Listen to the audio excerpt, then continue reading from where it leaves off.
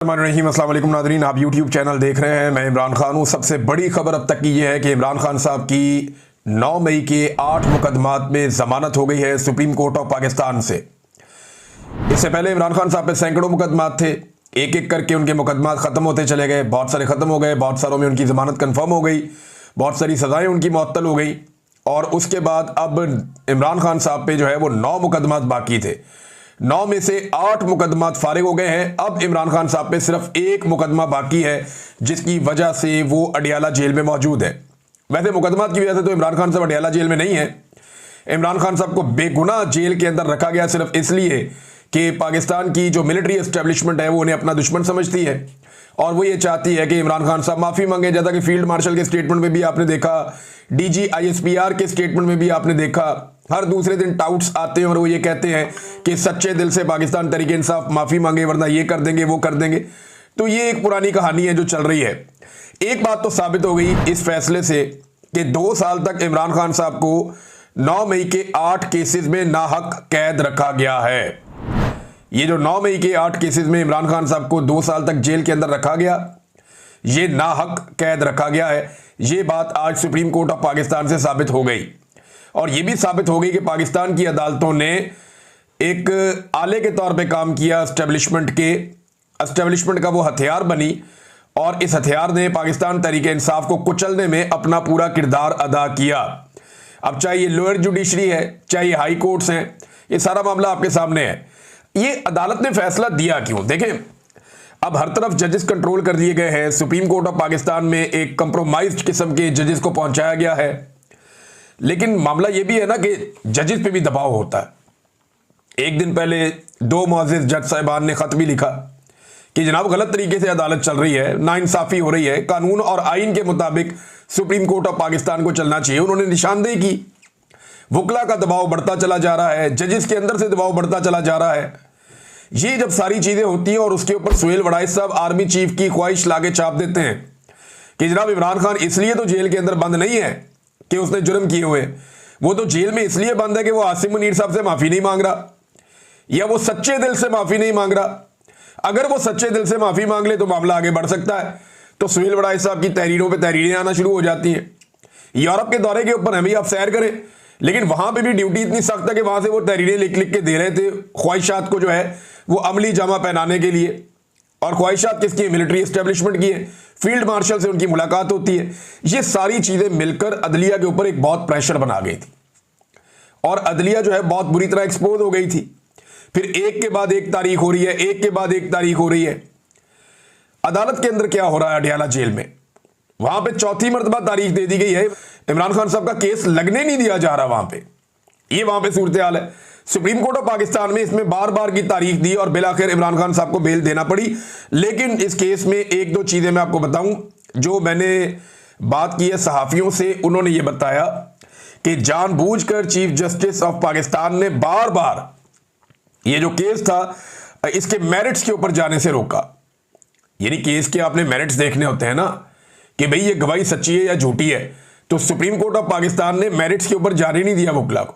ऐसा लगता है सुप्रीम कोर्ट ऑफ पाकिस्तान नहीं चाहती थी कि पंजाब हुकूमत या पाकिस्तान की एस्टेब्लिशमेंट या जो अदलिया है, लाहौर हाई कोर्ट हो गई, या जो दहशतगर्दी की अदालतें हैं, उनके सारे जजेस एक साथ मुतनाज़े हो जाएं, क्योंकि उन्होंने नाइंसाफी पर मबनी फैसले दिए हैं।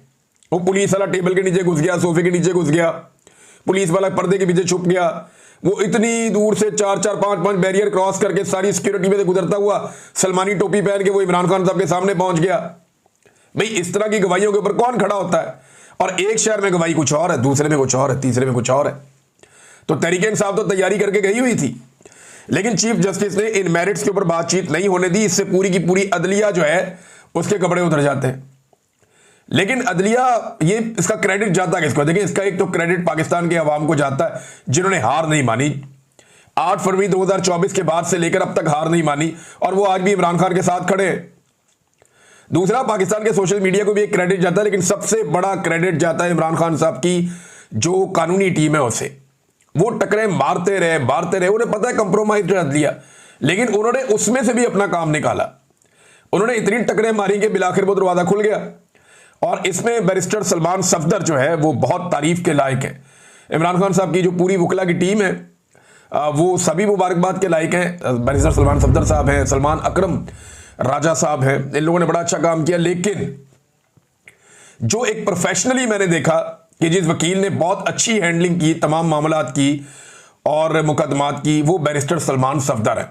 कमाल उन्होंने केसेस लड़े हैं, और जिन जिन लोगों ने उनको केसेस लड़ते हुए देखा, जिन सहाफ़ियों ने भी देखा, उन्होंने बताया जी कि वो ज़बरदस्त किस्म के शवाहिद सामने रखते हैं, बड़ा टू दी पॉइंट आते हैं, और बड़े अच्छे उन्होंने मुकदमात हैंडल किए हैं। बड़ी प्रोफेशनली उन्होंने इन मामलात को डील किया कि एक तरफ एस्टेब्लिशमेंट है, पूरा का पूरा एक इदारा इस काम पे लगा हुआ है, इंटेलिजेंस एजेंसियां इस काम पे लगी हुई हैं, अदलिया को कंप्रोमाइज़ कर दिया गया है, 26वीं आईनी तरमीम के बाद पूरे निज़ाम को जकड़ दिया गया है, लेकिन फिर भी वो लगे रहे। बिलाखिर इमरान खान साहब के अब 9 में से 1 मुकदमा बाकी रह गया।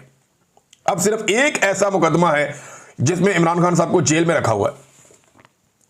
इस मुकदमे में जाने से पहले मैं आपको बताऊं कि लोगों ने बड़ा जश्न मनाया, वकला ने बड़ी खुशियां मनाई हैं। कई जगहों पे वकला जो है मिठाइयां बांट रहे हैं, बार काउंसिल्स के अंदर लोग खुश हो रहे हैं, नौजवान खुश हो रहे हैं। तो एक सोशल मीडिया पे हर जगह पे एक सेलिब्रेशन है, लोग इसके ऊपर जश्न मना रहे हैं कि इमरान खान साहब के 9 मई वाला बयानिया भी जो है वो उलट गया। वहां पर भी उनकी अब जमानत हो गई है इमरान खान साहब की। नून लीग बड़ी अजीबोगरीब सूरत हाल में, उसे समझ नहीं आ रही इन जजों को गालियां देनी है या नहीं देनी, क्योंकि ये वही जजेस हैं जिन्होंने हर तरह की सहूलतकारी इस निज़ाम के लिए की है। ये वही जजेस हैं जिन्होंने वो सारे काम किए हैं जो एस्टेब्लिशमेंट ने और नून लीग ने उनसे गंदे काम करवाए हैं। ये सारे वो जजेस हैं जिन्होंने मिलिट्री कोर्ट्स जैसे एक घटिया काम को भी इन्होंने जवाब फराहम कर दिया और उसके हक में फैसला दे दिया। अब जब सुबह जज तब्दील हुए ना, तो उसमें यह पूछा गया इमरान खान साहब की फैमिली से कि जनाब आपको कोई एतराज़ है? उन्होंने कहा कोई एतराज़ नहीं है, जो भी जज हमें इंसाफ दो। सिर्फ अच्छा किया उन्होंने, वरना कई जर्नलिस्ट और बाकी लोग ये कह रहे थे कि जनाब अतरफुल्ला साहब को लाना चाहिए था या शहजाद साहब को लाना चाहिए था, जो दीगर जज हैं, जो न्यूट्रल जजेस हैं, उनको लेकर आना चाहिए था। ये जो जज लाए गए हैं रिजवी साहब, इनके बारे में कहा गया कि जनाब ये मिलिट्री कोर्ट्स के हक में इन्होंने फैसला दिया हुआ है, ये बहुत गलत हो जाएगा। लेकिन ये पाकिस्तान तहरीक इंसाफ और इमरान खान साहब की फैमिली ने बड़ा दिल किया, उन्होंने कहा जो मर्जी जज आ जाए हमें इंसाफ दें।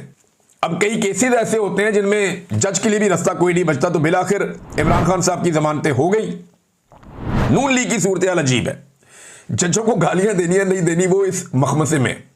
ये एस्टेब्लिशमेंट कल को अगर इनके ऊपर से हाथ उठा लेगी ना, ये एस्टेब्लिशमेंट को भी गालियां नहीं दे सकेंगे, क्योंकि जिस लेवल के इन्होंने जूते पॉलिश कर दिए इनके पास पीछे हटने का रास्ता नहीं है, और जिस लेवल पे इन्होंने इस अदलिया को उठा के रखा है इनके पास पीछे हटने का रास्ता नहीं है।